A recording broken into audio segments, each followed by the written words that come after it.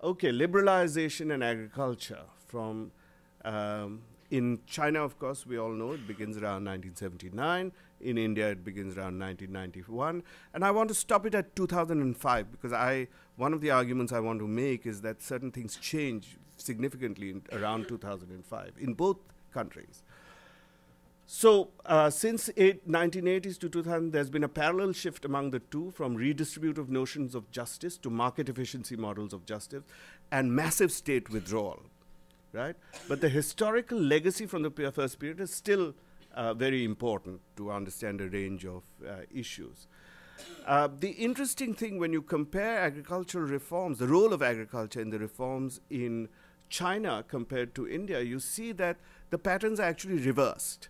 In China, what you get is you have a first an incremental reform in the incentive and market structures of agriculture, right, with regard to land use, prices, and operation of local and wider markets.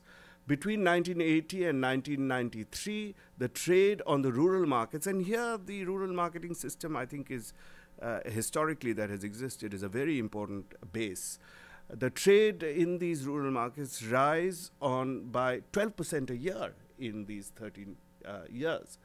The markets create a basis for subsidiary rural enterprises, which is called Fuye in China, which in turn was very important for the conditions of the township and village enterprises. And their share from industrial production rose from 16 to 34% from 85 to 94.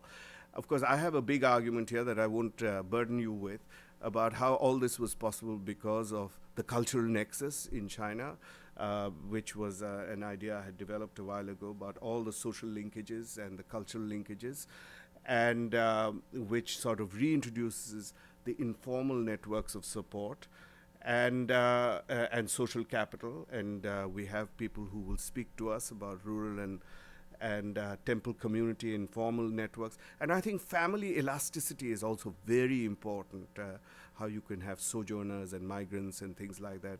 And the nature, structure of the family is also very important for this.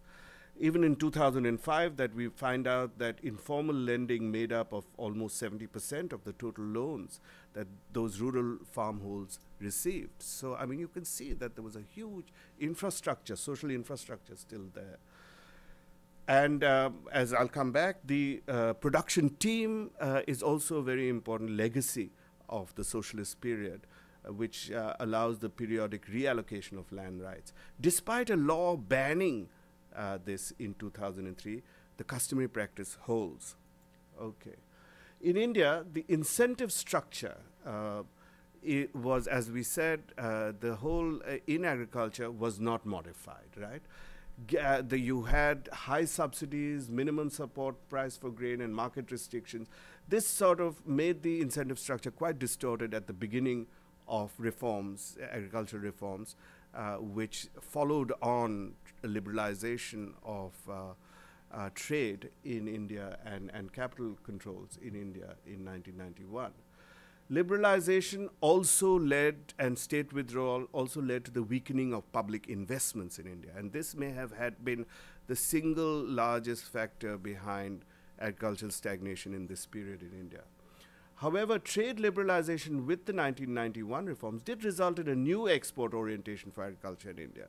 India became the second largest rice exporter in the world in 1995-96. I mean, you know, and this was, I guess, based on all stored up energies for this. But these high growth rates fell immediately after the Asian financial crisis, and growth in agriculture has remained meager since then. The reason is, as we have seen, there's incentive structures, property structures, market relationships, reforms. The reason is the lack of internal reforms in all these forms and in ownership and management structures, as well as decline of public investment. Marketization has also led to rural indebtedness and farmer suicides, which are, of course, played up a lot in India. There's probably just as many in China. But the media makes a big deal out of it. But there's no question that these farmer suicides, it's not just because of marketization, but it's because of inadequate preparation and the weakening of public investment, especially in irrigation. I think that you have this. Okay, the consequences of state withdrawal and post-neoliberalism after 2005, right? And here I'm trying to sort of develop some kind of understanding. I mean, it's clear that in many parts of Asia, but especially in India and China, you begin to see certain parallel developments. And they're obviously responding to the severe inequalities that emerged with, although with wealth production, in all of these societies, and with the looming and already existing threats and of social movements and so on that have accompanied it. So in China, we see that after 2005, TVEs and private enterprise in the rural sector has given way to massive outmigration of labor and growing domination of agriculture by agribusinesses. Given the hukou system, this has led to massive intersectoral and interregional inequalities. I have a paper where I have the data for some of this, but I can't remember it right now.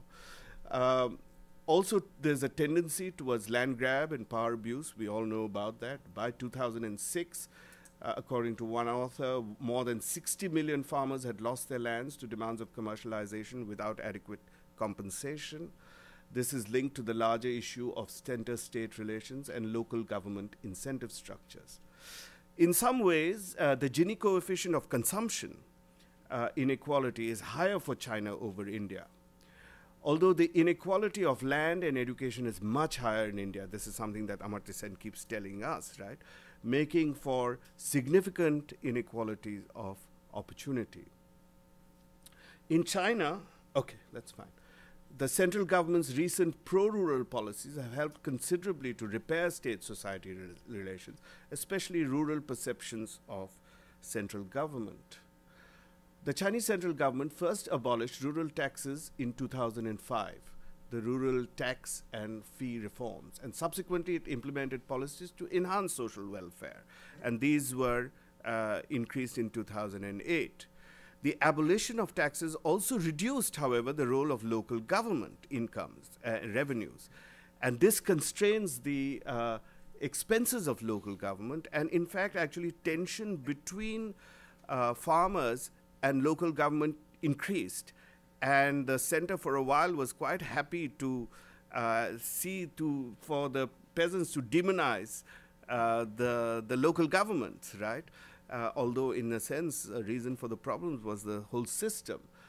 So it was what they would call grandfather is far away, but he's the good guy, and the father is the one who's the bad guy. So then, in response to that, they had the Construct Socialist New Village movement, which seeks to address that. And this sees cadres much more as facilitators of central government schemes and insurance to raise the peasant quality of life. But at the same time, you know, the attention given to supervision of rural cadres is not as strong, because that is what tended to lead to division in local society. So how critical is collective ownership of land and property in China, the continued importance, which allows an individual to use his or her right as security or insurance in seeking other sources of livelihood and enterprise? In other words, what is the social basis still by which these policies can use to some extent to enhance the rights of the peasants? And would it be affected? And I'd be very interested in hearing if this was converted into a full property right that could be alienated. In fact, the party deliberated on this in November of 2008. But perhaps because of deep division on the matter, they have allowed, they have not really pronounced anything, and local custom prevails. Some places you do sell these rights, and other places you can't sell them. In India, while the market, I guess I should just quickly summarize. In India, you have some very parallel situations after 2005. You had, of course, the so-called village governments, which was instituted earlier, 1993, and that was good. It was preparation where 1/3 of the women are elected representatives of these things.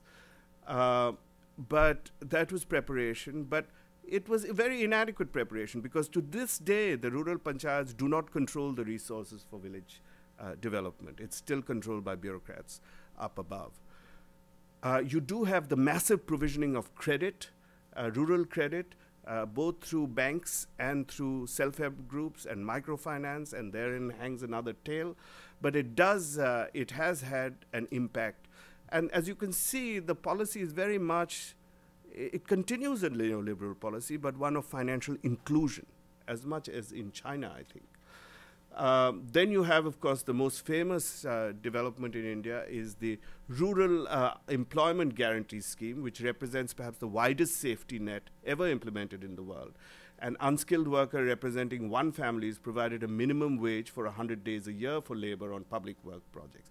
And these are often related to water harvesting, rural infrastructure, and things like that. But they are, of course, not... it's not clear what the value of those things are, but it has had an important impact on, certainly on politics. And this has provided employment to 46 million households. In India, there have been some experimentation with rural cooperatives and with agribusiness and things like that. But without that, it's very hard to, without allowing large capital outlays in agribusiness, it is going to be very hard to really implement this plow-to-plate idea. But there have been some successes in India. Okay, my last slide. So what is the character of state intervention after 2005, or especially after? These are very preliminary generalizations. Both states respond to increasing inequalities, but not by returning to welfare state or state distribution policies alone. They seek to extend the neoliberal principles by programs of financial inclusion, enhancing of private and social intermediation, including in India private-public partnership, and technological intervention. This is also another very big thing. The Chinese state massively reduces burdens, increases transfers via cadres and subsidized market agencies for medical insurance, educational benefits to the poor, etc. What is it called? The New Village movement involves more financial inclusion, and the idea is very much to raise market-savvy peasants and increase agribusiness. Also more technological intervention. And here, of course, the Chongqing land exchange, which apparently now is more successful in Chengdu, is very interesting. And the question to us is, has there been a backtracking from rural informal enterprise and accountability reforms in the countryside? The Indian state also increases all this outlay, and we've talked about that, but also massive technological interventions through the unique identity system. As in China, the state seeks to extend basic neoliberal strategy. In India, the underemployed rural workforce remains an economic problem, and delivery systems are very weak, but the role of NGOs and civic and internet activism may play a very important role here. Okay, I'm sorry I've taken so long. That was a race through.